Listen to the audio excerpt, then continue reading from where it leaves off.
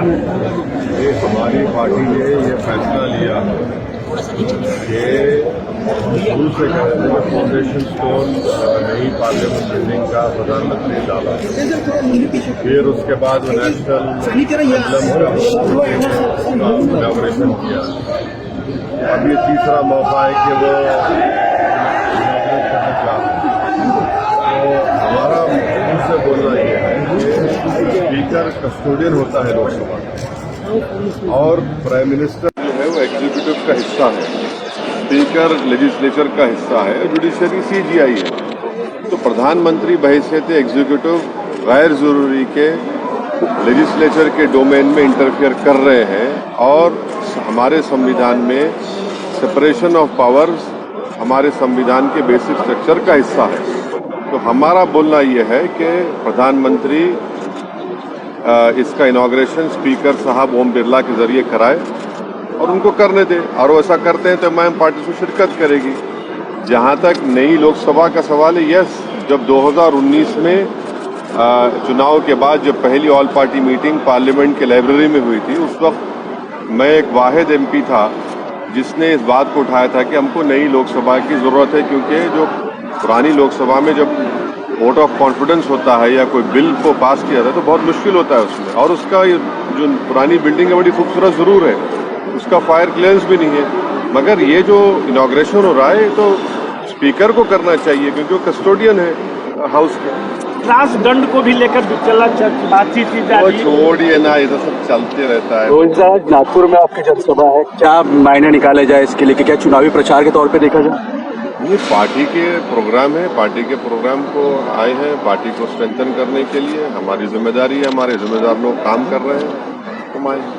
केसी राव की जो पार्टी है वो महाराष्ट्र में एक तरफ से आ रही है, क्या कहेंगे इसको 2024 को? लोकतंत्र है, जमहूरियत है, हर किसी को आकर अपनी अपनी पार्टी का काम करने की इजाजत है, तो उसमें किसी को क्या बोल सकते हैं, कोई भी आ सकता है। केरल में एमआईएम लोकसभा चुनाव में किसी के साथ गठबंधन करेगी या अकेले चुनाव लड़ने वाली है? अभी टाइम है ना, अभी तो टाइम है, जब आएगा टाइम बताएंगे आपको। सर केरल के महाराष्ट्र में अभी ऐसे सिचुएशन है कि एमआईएम को कोई साथ में लेना नहीं चाहता। हाँ, कोई साथ नहीं लेना चाहता है। हाँ। कोई बात नहीं, अल्लाह हमारे साथ है, जनता हमारे साथ है। सर, उद्धव ठाकरे के साथ आपकी मुलाकात होने वाली थी। उद्धव ठाकरे के साथ आपकी मुलाकात होने वाली थी। किससे? उद्धव ठाकरे के साथ आपकी मुलाकात होने वाली थी। आपके ख्वाब में आके बोले वो? नहीं, क्या बात करते हैं आप? अभी प्लेन से मैं उतरा हूँ, आप आए क्या? अरे छोड़िए। केरल के मंदिरों में आरएसएस पे बैन लगाने की बातचीत थी।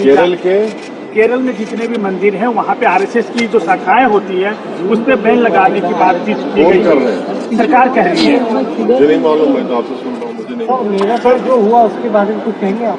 मेरठ में तो एक झूठा इल्जाम लगाया गया है, हमारे कॉरपोरेटर्स थोड़े खड़े हुए, गैर जरूरी तौर पर बीजेपी के लोग वहाँ पर एग्रेसिवनेस दिखाए, गैर जरूरी तौर पर गाली गलौज किए और दबाने की कोशिश किए, मगर हम बीजेपी के लोगों से कहना चाहेंगे कि एमआईएम के साथ मत करिए आप। अगर आप इस तरह करेंगे तो फिर हम भी आपका जवाब देंगे जमहूरी तरीके से। नागपुर के कुछ मंदिरों में ड्रेस कोड लागू किया गया है, कल से कुछ नोटिस बोर्ड लगाए हैं, आपका उसमें मेरे को नहीं मालूम सर। मेरठ के इशू तो आपकी पार्टी शिरकत नहीं करेगी कल के? हाँ, हमने कहा है ना, अगर प्रधानमंत्री स्पीकर से कराते हैं तो हम बराबर जाएंगे, क्योंकि लोकसभा का कस्टोडियन जो है वो स्पीकर है। स्पीकर है, प्रधानमंत्री बड़े नहीं है लोकसभा में, स्पीकर बड़ा है, लीडर ऑपोजिशन बड़ा नहीं होता है, इसीलिए तो लोकसभा का सेक्रेटेरिएट अलग है, लोकसभा का सेक्रेटेरिएट अलग है, लोकसभा अलग ही है, वो लेजिस्लेचर का हिस्सा है। Theory of separation of powers में एग्जीक्यूटिव अलग है, इंडिपेंडेंट है, जुडिशियरी इंडिपेंडेंट है, एग्जीक्यूटिव और लेजिस्लेचर अलग है। ये प्रधानमंत्री सब में चले आ रहे हैं, तो वो जाए, उनका नाम तो आ गया ना फाउंडेशन फ्लैग पे, स्पीकर को कराए, ओम बिरला से कराए, क्या होगा? आसमान तो नहीं गिरने वाला है ना, आसमान तो नहीं गिरेगा। दिल बड़ा करे प्रधानमंत्री थोड़ा। उन्होंने तो सजदा किया था पार्लियामेंट को जब पहली मर्तबा गए थे, संविधान किताब उठाकर चूमा था उसको, तो सजदा और अब चूम लिए, तो ओम बिरला से कहिए कि करो इनॉग्रेशन। बाइकआउट गैंग सर बोल रहे हैं आप लोगों को? बाइकआउट गैंग बोला जा रहा है भाजपा की तरफ से। शाम में 6 बजे और रात में 9 बजे ये सो कॉल्ड नेशनलिस्ट बैठते हैं टीवी के ऊपर, ये 6 PM 9 PM नेशनलिस्ट है, ये मैं शुरू से कह रहा हूँ लोगों को, उनका काम है। सर केजरीवाल जी ने आपके पार्टी को अप्रोच किया है सर दिल्ली? नहीं, हमारा तो राज्यसभा में तो है ही नहीं है। और अरविंद केजरीवाल को उनकी पार्टी को जवाब देना चाहिए कि जब 370 हटाया गया था, जिसको मैंने पार्लियामेंट में खड़े होकर उसका अपोज किया था और उस पर कॉन्स्टिट्यूशनल ब्रीच कहा था, वो क्यों सपोर्ट किए 370 हटाने का? आज रो रहे हैं। जब उनको ख्याल नहीं आया था कि किस तरह से एक स्टेट को यूनियन टेरिटरी बना दिया गया था। तो ये इनकी हमेशा से अरविंद केजरीवाल जो है सॉफ्ट हिंदुत्व नहीं बल्कि रियल हिंदुत्व को फॉलो करता है और बीजेपी से बड़ा अपने आप को हिंदुत्व का लीडर बनाने का। अब देखिए क्या हो रहा है, अब लड़ते रहिए। अब तो ऑर्डिनेंस जो सरकार ने इशू किया है वो अनएथिकल है, मगर लीगली उनको राइट है ऑर्डिनेंस इशू करने का। अब सुप्रीम कोर्ट में जाएंगे, वहां पर सरकार बोलेगी कि हम पार्लियामेंट बिल ला रहे हैं। अब लड़ते रहिए, अब आप 24 आ जाएगा। तो ये तो इनको सोचना चाहिए था कि उन्हें 370 का क्यों साथ दिया सरकार का। लव जिहाद कानून की जरूरत आपको लगती है क्या? है लव जिहाद जैसे कायदे करना चाहिए ऐसे आपको लगता है तो जरूरत है उसकी? देखिए, भारत के संविधान में जो 18 साल और 21 साल का जो हो जाता है तो उनको शादी करने का राइट है।